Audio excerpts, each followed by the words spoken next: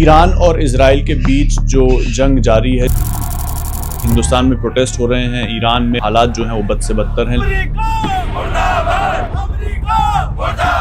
इस बीच वो लोग भी हैं जो कि हिंदुस्तान से ईरान गए थे या तो पढ़ाई करने के लिए या फिर नौकरियां करने के लिए, और वो लोग अब वहां पर फंसे हुए हैं।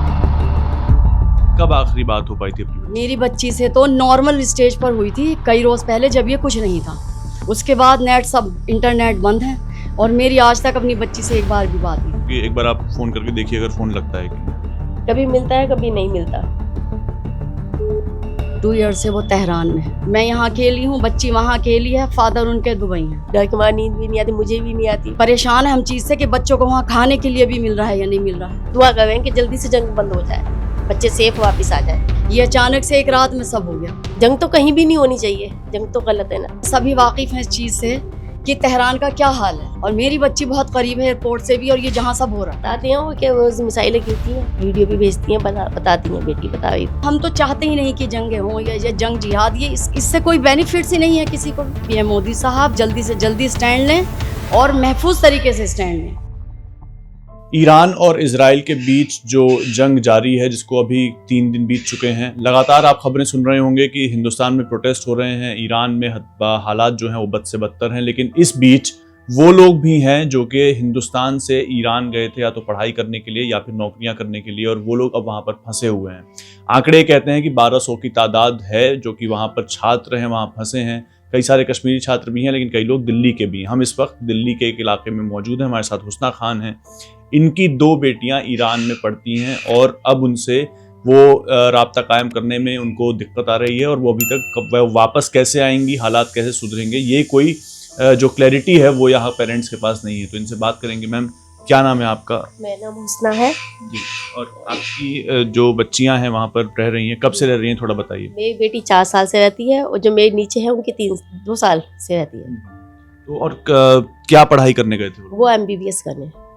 अभी हमने देखा था मैम कि कुछ समय पहले भी जब जून में हुआ था तब वहाँ से भी बच्चे आए थे, और तब भी, तो उसके बाद वो वापस कब गए थोड़ा सा? वो जून में आए थे और अगस्त में गए थे बच्चे जी। जब हालात थोड़े से वो हालात अच्छे सही हो गए थे, 1 हफ्ते में 10-12 दिन में ठीक हो गए थे हालात। इस बार लंबा है, इस बार ज़्यादा है, इसलिए बच्चे डर भी रहे वहाँ। इसलिए हमारी ज़्यादा वो है कि वो बच्चों को जल्दी से जल्दी वापस लाया जाए। कब आपकी आखिरी बात कब हो पाई थी? मेरी अभी दोपहर में हुई थी, ऐसे बात हो रही है बच्ची से, लेकिन कभी इसमें आता है नेट, कभी नहीं आता, इसलिए परेशानी है बच्ची से बस। जब वो लोग जून में आए थे, तब जब आप वापस भेज रही, तो आपने नहीं सोचा कि हो सकता है कि ना भेजना पड़े और नहीं भेजा जाए?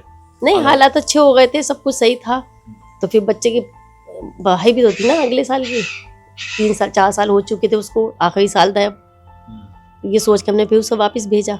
अभी किस हालत में है बच्चे? जब आपकी बात होती है तो क्या बता? बहुत ज़्यादा हालत सही नहीं है वहाँ, बच्चे डर में ज़्यादा हैं, खौफ में ज़्यादा हैं बच्चे वहाँ। तो इसलिए हमारी गुजारिश है कि जल्दी से जल्दी बच्चों को वापस लाया जाए।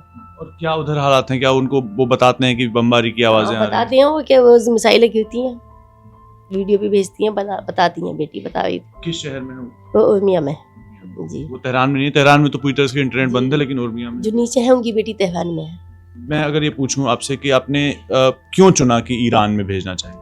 वहाँ की एजुकेशन अच्छी है, माहौल अच्छा है, इसलिए हमने वहाँ भेजा। फिर यहाँ पे महंगाई ज़्यादा है, वहाँ थोड़ा सस्ता है और सेफ भी है बच्चों की, लड़कियों के लिए मुकाबले में अच्छा है ईरान, इसलिए हमने भेजा। वहाँ की एजुकेशन बहुत अच्छी है, इसलिए बच्चों को वहाँ भेजा। अब जब सोचती हैं आपकी, अब मतलब इस हालात में वो रह रही हैं, उनकी पढ़ाई भी बीच में हर्डल भी होता है, उनको यहाँ आना पड़ता है, फिर जाना पड़ता है। बस डर तो है ही, अब क्या कर सकते हैं हम। ये तो कहीं भी हो सकता है, जंग है तो कहीं भी हो सकती है। अब यूक्रेन में भी हो गई, तो डर है। तो बच्चों को तो कहीं भी, इंडिया में भी सेफ नहीं है वैसे तो देखा जाए तो। बच्चे जंग तो हर जगह ही कुछ ना कुछ हो ही बच्चों के साथ। जब आप सोचती हैं कि मतलब बड़ी बड़ी जंग है, बड़े बड़े नाम आते हैं, डोनाल्ड ट्रम्प का नाम है, या खामेनी की अभी जो है उनको असैसिनेट किया गया, या नेतन्याहू है, इस सब के बीच आपके दो बच्चे हैं जो वहाँ पर पढ़ रहे हैं, तब आप क्या सोचती हैं कि जंग जो है वो जल्दी से जल्दी बंद हो जानी चाहिए? हम तो दुआ कर रहे हैं कि जल्दी से जंग बंद हो जाए, बच्चे सेफ वापस आ जाए। सभी के हैं, बहुत बच्चे हैं, जो बच्चे हैं सब वापस आए। जंग तो कहीं भी नहीं होनी चाहिए, जंग तो गलत है ना। डर के मारे नींद भी नहीं आती, मुझे भी नहीं आती, डर लगता है बहुत कि जल्दी जल्दी बच्चे वापस आए।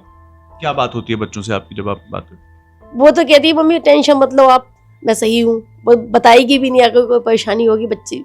लेकिन हमें तो लगता है ना, इस बार बता रही थी कि अब माहौल अच्छा नहीं है। अगर मैं आपसे कहूँ कि एक बार आप फ़ोन करके देखिए अगर फ़ोन लगता है कि नहीं। उसका तो चल नहीं हुआ, उसकी दोस्त का चल रहा है, दिखती मिलता है तो कभी मिलता है कभी नहीं मिलता। उसको नंबर वैसे दिया हुआ है तो वो वहीं से अपना आप ही हमें कॉल करती है, हम नहीं कर सकते। वहाँ की एम्बेसी ने उनको नंबर दिया हुआ है अलग, तो वो लोग हमसे अपना आप फ़ोन करते हैं, हम नहीं कर सकते। जब नेट आता तो वो तब वो हम करते हैं उनको फ़ोन। तो बड़ी बड़ी बातें हैं जंग की और बड़े बड़े दावे भी हैं कि इसकी गलती है या उसकी गलती है, इस देश ने ऐसा किया, उस देश ने ऐसा किया। लेकिन उस सब के बीच ये वो परिवार हैं जिनके बच्चे वहाँ पढ़ाई करने गए थे या नौकरियाँ करने गए थे।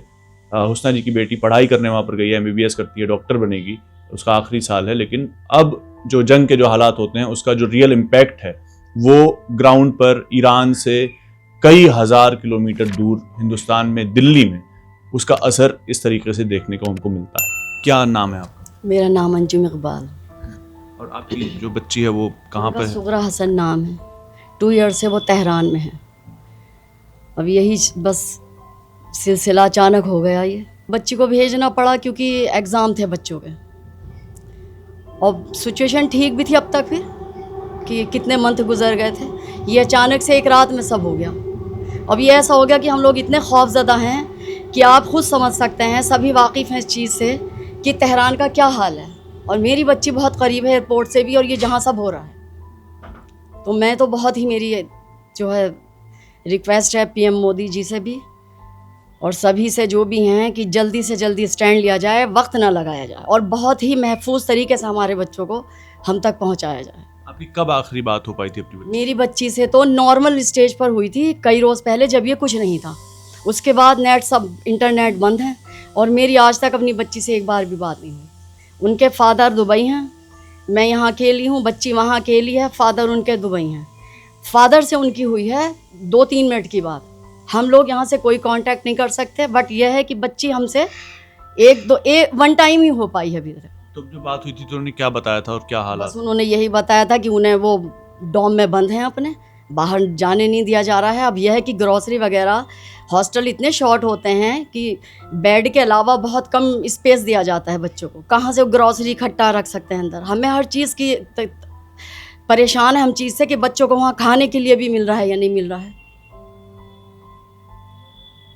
हर वक्त हम खुद नहीं खा पा रहे इस गम में। और अभी जब वो लोग गए थे जून में, जब वहाँ पर पहुँचे थे, उसके बाद जब आपने कहा कि जब आखिरी फ्लाइट में आपने भेजा, तब ये नहीं लगता है कि हालात सही रहें और ना उनको भेजा जाए, कहीं कुछ हो ना जाए, ये वाला कभी ख्याल नहीं आता? सिचुएशन उस वक्त इस तरह की हो गई थी कि हमें भी ये लगा कि अब ये थोड़ा अगर होगा भी तो बहुत वक्त लगेगा इस चीज़ को।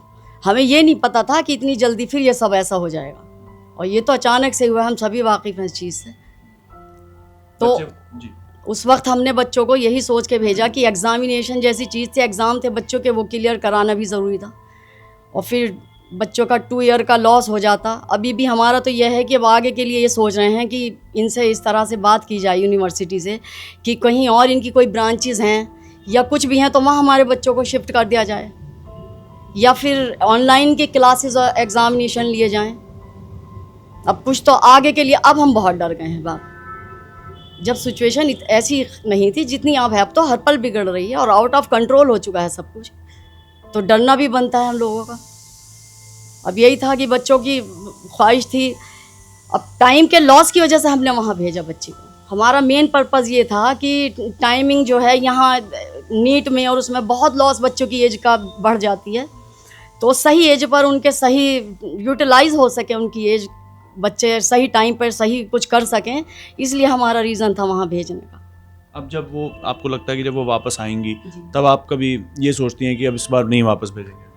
नहीं, दिल तो कौन पेरेंट्स ऐसी सिचुएशन में भेजना चाहेगा, बट यह है कि बेटियों के लिए एजुकेशन का बहुत बड़ा मकाम होता है। मैं सोचती हूँ बेटों से ज़्यादा एजुकेशन बेटियों के लिए काफ़ी मीनिंगफुल है। तो पेरेंट्स यही सोचते हैं कि आगे हमारी बच्चियों को दिक्कत ना आए, तो बाहर भी भेजने से नहीं डरते हैं। हर तरह से ये चाहते हैं कि बच्चियाँ स्ट्रॉन्ग बने हमारी, हर फील्ड में वो कहीं उनके साथ कोई ऐसी बात ना हो। तो बस यही सब था। अब तो बहुत डरे हुए हैं हम लोग फ़िलहाल।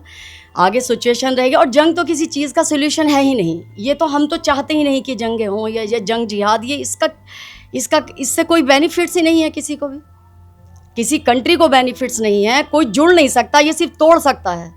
तो ये सब गलत है, गलत हो रहा है। इसको हैंडल किया जाए, मैनेज किया जाए किसी तरह से और सॉर्ट आउट किया जाए चीज़ों को। क्या आप कहना चाहती हैं सरकार से? क्या सरकार से ये कहना चाहती हूँ कि हमारी रिक्वेस्ट है पीएम मोदी साहब से भी, और जो भी इस चीज़ में इन्वॉल्व हैं या जो कर सकते हैं, कि हमारे बच्चों को बहुत ही महफूज तरीके से, क्योंकि एयरलाइंस पर भी अटैक्स किए जा रहे हैं, जो ट्रैवलिंग वाला है वक्त है बच्चों का, वो महफूज नहीं है किसी भी तरह से। हमें तो यह है कि वहाँ से निकालिए तो रास्ता हमारे लिए अब दम है बच्चों के लिए।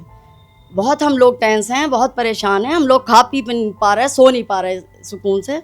तो यही रिक्वेस्ट है कि पीएम मोदी साहब जल्दी से जल्दी स्टैंड लें और महफूज तरीके से स्टैंड लें। आपने बताया कि आपके पति दुबई में हैं, क्या वहाँ पर भी हालात? जी, वहाँ पर वो जो दुबई का हिस्सा पोर्शन इनके करीब पड़ता है, वो सब डैमेज हो रहा है। सब उनको खबरें मिल रही हैं, तो बहुत डैमेज हो गया है, कंटिन्यू चल रहा है वहाँ भी। और वहाँ से भी वो आ नहीं सकते मेरे हस्बैंड, क्योंकि फ़्लाइट्स वहाँ से भी बंद हैं। ये हमने आपको बताया कि जो ईरान में जो जंग अभी जारी है, जिसको 3 या 4 दिन से ज़्यादा हो गया है और वो लगातार अभी थमने का नाम ले नहीं रही है, उसको लेकर कई सारे दावे हो सकते हैं। कौन जीतेगा, कौन हारेगा, किसका पलड़ा भारी है, जिस तरीके से आपको दिखाया जा रहा होगा इस जंग के बारे में से कोई क्रिकेट का खेल हो, लेकिन उसका जो असर है वो इस तरीके से होता है कि जो माएँ हैं, जो बाप हैं, जो पेरेंट्स हैं, वो इस इंतज़ार में है कि कभी बच्चे से बात हो पाए, वो इस इंतज़ार में है कि वो बच्चे वापस कब आ पाएंगे, और वो ये मांग कर रहे हैं सरकारों से कि इसको जल्दी से सॉल्व किया जाए।